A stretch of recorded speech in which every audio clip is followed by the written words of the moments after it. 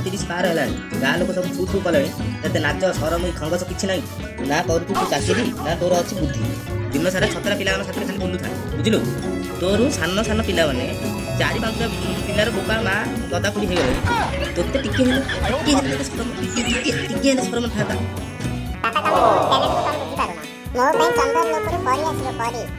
ନାଇଁ ନାଇଁ କ'ଣ କହିଲୁ?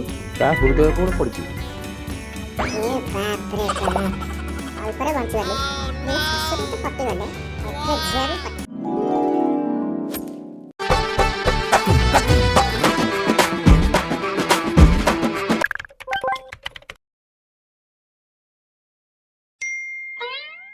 ଆରେ ମଣ୍ଟୁ, ଆରେ ତୁ ଏମିତି କେତେ ଦିନ ଏମିତି ବସି ରହିବୁ? ତୋ ବୟସ ତ 30 ପାର ହେଲାଣି। ଗାଁ ଲୋକ ସବୁ ଥୁ ଥୁ କଲେଣି। ତତେ ନାଚ ସରମ ଖଙ୍ଗସ କିଛି ନାହିଁ। ଉପାୟ କହିଯାଉନୁ।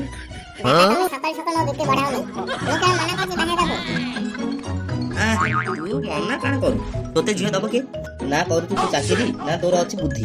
ଦିନ ସାରା ଛତରା ପିଲାମାନଙ୍କ ସାଥିରେ ଖାଲି ବୁଲୁଥା ବୁଝିଲୁ। ତୋରୁ ସାନ ସାନ ପିଲାମାନେ 4-5ଟା ପିଲାର ବୋପା ମା ଦଦା ଖୁଡି ହେଇଗଲେଣି। ତୋତେ ଟିକେ ହେଲେ ସରମ ଥାନ୍ତା। ବନ୍ଧୁବାନ୍ଧବ ଆସୁଛନ୍ତି ଦେଖିବାକୁ ଆସୁଛନ୍ତି। ତୁ ମୁହଁକୁ ଦେଖିକି ଚା ପିଉନନ୍ତି ପଳଉଛନ୍ତି ପରା ରେ।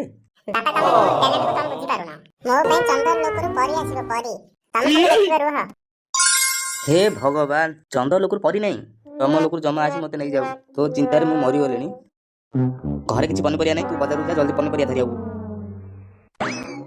ମୋ ବାଳୁଙ୍ଗା ପୁଅ ଝିଅ କିଏ ଦବ କେହି ଜାଣି। ହେ ପ୍ରଭୁ। ଠିକ ମୋ ଏଇ ଜୀବନ ବାପା ସବୁବେଳେ କୋଉଠୁ ଗୋଟେ ଝିଅଟି ମିଳି ଯାଇଥାନ୍ତା କି ବାହା ହେଇକି ବାପାକୁ ଦେଖେଇ ଦିଅନ୍ତି। ଆରେ ବାପରେ, ଇଏ ତ ସତରେ ଚନ୍ଦ୍ର ଲୋକର ପରି। ବାପରେ, ଓହୋ କି ସୁନ୍ଦର। ଇଏ ହଉଛି ମୋର ଡ୍ରିମ୍ ଗାର୍ଲ, ଯେ ଫାଇନାଲି ୟାକୁ ପ୍ରପୋଜ କରିବି। ଏକ୍ସକ୍ୟୁଜ ମି, ଶୁଣୁଛନ୍ତି? ଆପଣଙ୍କର କିଛି ପଡ଼ିଯାଇଛି? କ'ଣ ପଡ଼ିଯାଇଛି?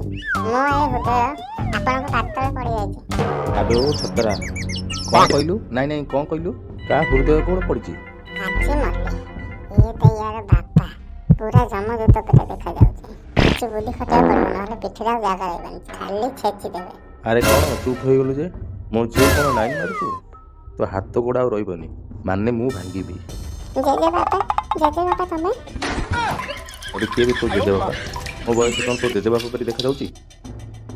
ନାଇଁ ଆପଣ ପୁରା ମୋର ସ୍ୱାଗତ ଜେଜେବାପା ପରି ଦେଖାଯାଉଛନ୍ତି।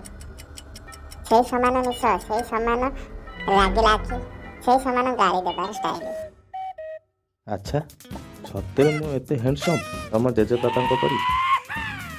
ଆରେ କ'ଣ କହୁଛନ୍ତି? ପୁରା ଜେରକ୍ସ କପି। ମୁଁ ତ ଭାବିଲି ସେ ସ୍ୱର୍ଗରୁ ଫେରି ଆସିଛନ୍ତି। ସେଥିପାଇଁ ଆପଣଙ୍କୁ ଦେଖି ମୋ ହୃଦୟଟା ପଡ଼ିଗଲା ବୋଲି କହୁଥିଲି। ବାପା ଇଏ ସବୁ କ'ଣ କହୁଛି? ରହ ତୁ ଝିଅ, ପିଲାଟାର ବହୁତ ଭଲ ସଂସ୍କାର ଅଛି। ନିଜ ଜେଜେବାପାକୁ କେତେ ଭଲ ପାଉଛି ଦେଖ। ହଉ ଠିକ୍ ଅଛି, ରାସ୍ତାଘାଟରେ ଝିଅଙ୍କୁ ହଇରାଣ କରିବୁନି। ଆଜ୍ଞା ଆପଣ ଯାହା କହିଲେ ଜେଜେ। ସରି ଅଙ୍କଲ, ଆପଣଙ୍କର କଥା ମୋ ପାଇଁ ବେଦର କାର। ଭଲ ପିଲାଟେ। ଆଉ ଆଜି ପାଇଁ ଏତିକି ବୁଲାବୁଲି ଥାଉ। ଚାଲ ଝିଅ ଘରକୁ ପଳେଇବା।